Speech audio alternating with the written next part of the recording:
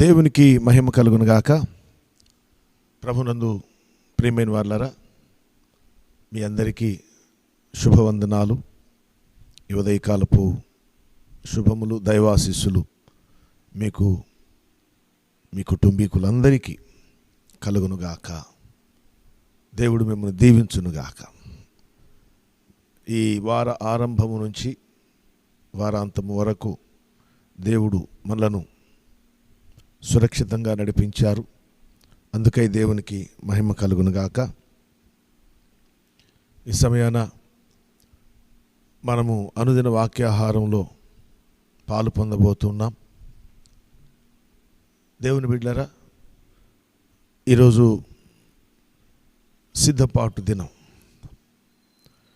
ఎందుకు సిద్ధపాటు అంటే, రేపటి దినము పునరుద్ధాన దినము, ప్రభు దినము గనుక మనము దేవుని యొక్క సన్నిధిలో సమకూడి యోగ్యతను, పరిశుద్ధతను పొందుకునేటటువంటి ఒక శ్రేష్టమైనటువంటి సంగతి పునరుద్ధాన దినాన ప్రభు ఏర్పాటు చేసినటువంటి ఆ కట్టడలో మనం పాలు పొందటాన్ని బట్టి మనము పరిశుద్ధులమవుతాం.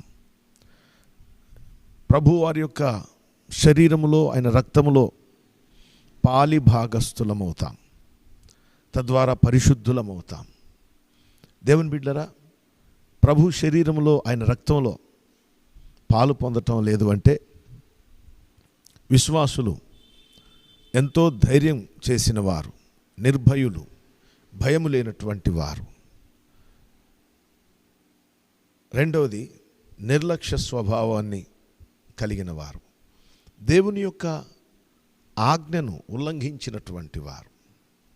తద్వారా ఆత్మీయ జీవితం శుభదాయకంగా ఉండదు. ఆత్మీయ జీవితం చాలా ఇబ్బందికరమైన పరిస్థితుల్లో నడవాల్సి వస్తుంది. కనుక ప్రియమైన వారలారా, దేవుని యొక్క ఆజ్ఞను మనము ఉల్లంఘించిన వారమంటే అర్థమేమిటి? దేవునికి వేరైన వాళ్ళము అని. దేవునికి వేరొగుట అంటే, నాకు వేరుగా ఉండి మీరేం చేయగలుగుతారు, మీరు ఏమీ చేయలేరు అని ప్రభు వారు తెలియజేశారు. అంటే ఏమీ చేయలేని వారు. ప్రభు శరీరమును, ప్రభు రక్తమును వివేచించి పానము చేయటం మనకు దీవెన, ఆశీర్వాదం. కనుక సంఘమంతా రేపటి పునరుద్ధాన దినాన అందరూ ప్రభు భోజన పాత్రలో పాలు పొందాలి, ప్రభు భోజన పాత్రలో చేయి వేయాలి. ఇది దేవుడు ఏర్పాటు చేసినటువంటి కట్టడ, సంఘంలో జరగవలసినటువంటి క్రమము. ఈ క్రమమును అనుసరించాలి, అంగీకరించాలి, వెంబడించాలి. కనుక అందరూ ఈ విషయాన్ని గమనించి ప్రతి ఒక్కరూ సిద్ధపాటు కలిగి దేవుని యొక్క శరీరమును, ఆయన రక్తమును పానం చేయటానికి సిద్ధపాటు కలిగి రావాలని ప్రభు పేర మీకు మనవి చేస్తూ ఉన్నాను. మంచిది, నేరుగా మనము వాక్య ధ్యానంలోనికి వెళదాం.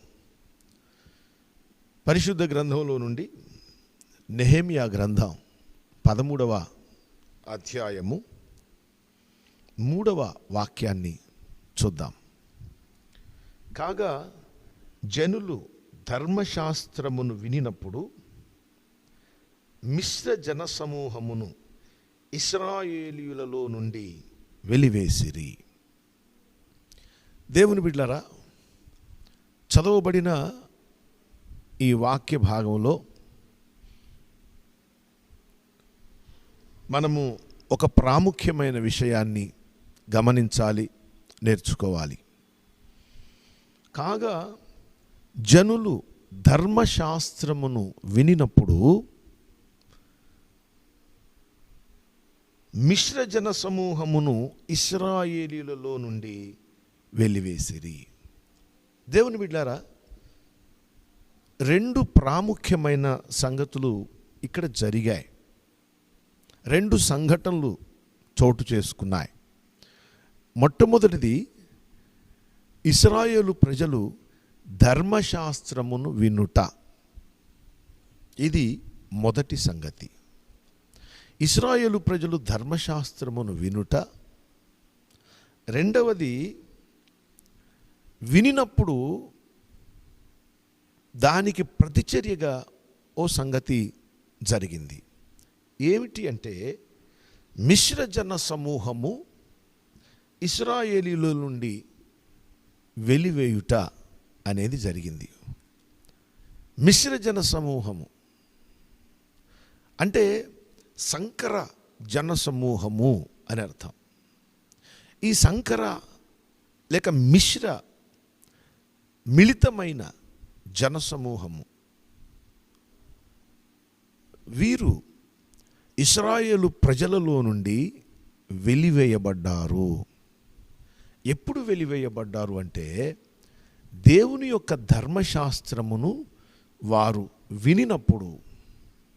ప్రియమైన వాళ్ళారా, దేవుని యొక్క ధర్మశాస్త్రం వినటం వల్ల, దేవుని ధర్మశాస్త్రమును వినుట అనేది ఒక క్రియ లేక ఒక చర్య అనుకుంటే, ఈ మిశ్ర జనసమూహము వెలివేయబడటం అనేది ప్రతిచర్యగా జరిగింది. అంటే దేవుని వాక్యమును లేక ధర్మశాస్త్రమును వినటాన్ని బట్టి ఇశ్రాయేలు ప్రజలు, ఈ మిశ్ర జన సమూహము అంటే వీరు సరి అయినటువంటి ప్రజలు కాదు, సంకర ప్రజలు. వీరు వేరు చేయబడుట అనేది జరిగింది. వేరు చేయబడటం కాదు, వెలివేయటమే జరిగింది. వెలివేయటం జరిగింది. దేవుని బిడ్డారా, ఈ విషయాన్ని మీరు గమనించాలి. ఇప్పుడు ఈ చర్య ఎలా జరిగింది అంటే, దేవుని యొక్క ధర్మశాస్త్రమును వినటాన్ని బట్టి. వింటున్నారా? దేవుని యొక్క ధర్మశాస్త్రం వింటున్నారా? దేవుని బిడ్డారా, ఎలా వినాలి? ఆత్మ సంఘములతో చెప్పు మాట చెవి గలవాడు అంటే వినుగాక అన్నాడు. చెవులు లేని వాళ్ళెవరు? చెవి గలవాడు వినుగాక అంటే చెవి లేనివాడెవడు? అందరికీ శారీరానుసారమైనటువంటి ఈ చెవులు అందరికీ ఉన్నాయి. ఈ రూపంలో అందరికీ మరి కుడి ప్రక్క ఎడమ ప్రక్క రెండు చెవులు ఉన్నాయి. అయినప్పటికీ చెవి గలవాడు అని వాక్యం సెలవిస్తూ ఉంది. చెవి గలవాడు. నీకు ఉండటానికి రెండు చెవులు ఉండొచ్చు, కానీ అవి దేవుని వాక్యం వినొచ్చేవో కాదో. ఇవి రెండు చెవులు బాగా ఉన్నట్టు నీకు కనపడవచ్చు, కానీ నీకు దేవుని వాక్యం వినే చెవి లేకపోవచ్చు. అసలు దేవుని వాక్యం వింటున్నారా? దేవుని వాక్యం వినేవాళ్ళు ప్రజలు, వినేవాళ్ళు విననోళ్ళు. వినేవాళ్ళు తీసుకొచ్చి చెవి గలవారు వినటం వేరు, చెవులు లేని వాళ్ళు వినటం వేరు. కాబట్టి మనము ఏ గుంపులో ఉన్నాం? అసలు వినే గుంపులో ఉన్నామా? చెవులు ఆత్మ సంఘములతో చెప్పే మాట వినేటటువంటి చెవి, దేవుని వాక్యాన్ని వినేటటువంటి చెవి ఉన్నదా లేదా పరిశీలన చేసుకోవాలి. ఎప్పుడైతే ఈ చెవి నీకు వస్తుందో అప్పుడు నీలో ఉన్నటువంటి నిషిద్ధమైనవి, ఈ మిశ్ర జనసమూహం అనేవాళ్ళు ఇశ్రాయేలుకి బహు నిషిద్ధం. వీరితో సాంగత్యం చేయరు. మనము సాంగత్యము చేయకూడనటువంటి సంగతులు మనలో నుండి మనమే వెలివేస్తాం. అది అసలైన సిద్ధపాటు. మనము ఏదైతే వెలివేయాలని అనుకుంటున్నామో చాలా మార్లు అది మనకు సాధ్యం కాకపోవచ్చు.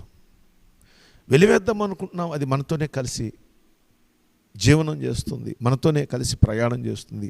ఒక అలవాటు కావచ్చు, ఒక పొరపాటు కావచ్చు, ఇతరత్ర మరి ఏదైనా కావచ్చు. కానీ దేవుని వాక్యాన్ని వినే చెవి గనక నీకు ఉంటే ఈ నిషిద్ధమైనవి, కలుషితమైనవి, ఈ మిశ్రమమైనవి ఇవి మనలో నుంచి వెలివేయబడతాయి. దేవుని బిడ్డలారా, దేవునికి అయిష్టమైనవి వెలివేయబడాలి అంటే దేవుని వాక్యమును వినేటటువంటి చెవి ఉండాలి. ఇదే రహస్యం. దేవుని వాక్యం వింటున్నామండి మేము అంటే, దేవుని వాక్యం వింటున్నామంటే అర్థం ఏమిటి తెలుసా? ఏమి వింటున్నావు? దేవుని సేవకుడు చెప్పే మాట వినటమే దేవుని మాట వినటం. మేము దేవుని మాట వింటాం కానీ సేవకుని మాట వినమండి అంటే, నువ్వు దేవుని మాట వినేవాడివి కాదు. దేవుని మాట మీద తిరుగుబాటు చేసే వ్యక్తివి నీవు. దేవుని బిడ్డలారా, ఇక ఆ అంశం వేరు. కానీ ఒక్క విషయం గుర్తుపెట్టుకోండి, ఆత్మ చెప్పే మాట వినే చెవి ఉంటే లోపల నిషిద్ధమైనవి అవి వెలివేయబడతాయి. అప్పుడు నీవు సిద్ధపాటు కలిగిన వాడవు. తద్వారా పరిశుద్ధ జీవితం జీవించటానికి నీకు వీలు దొరుకుతుంది, అవకాశం దొరుకుతుంది. పరిశుద్ధంగా బ్రతకటానికి దేవుడు కృపనిస్తాడు. ఇటువంటి మనసుతో ఈ రీతిగా నీకు లోపల ఉన్న నిషిద్ధమైన వాటి అన్నిటినీ వెలివేసి ప్రభు భోజన పాత్ర దగ్గర కూర్చోవాలి. ఆ రీతిగా కూర్చోటానికి పరిశుద్ధాత్మ దేవుడు మనకు సహాయము చేయునుగాక. ఆమేన్. ప్రార్థన చేద్దాం. తండ్రి, మీకు వందనాలు అయ్యా. ప్రియబిడ్డలు విన్నటువంటి వాక్యము వారి హృదయంలో నీరు కట్టి ఫలింపచేయండి. మీకు అయిష్టమైనవి మా నుంచి వెలివేయబడటానికి కృప చూపమని, మహిమ పొందమని మీకు వందనాలు చెల్లిస్తూ యేసు నామములో అడుగుచున్నాను తండ్రి. ఆమేన్. సమృద్ధి అయిన జీవము, కృప మనకు తోడై నడిపించునుగాక. ఆమేన్.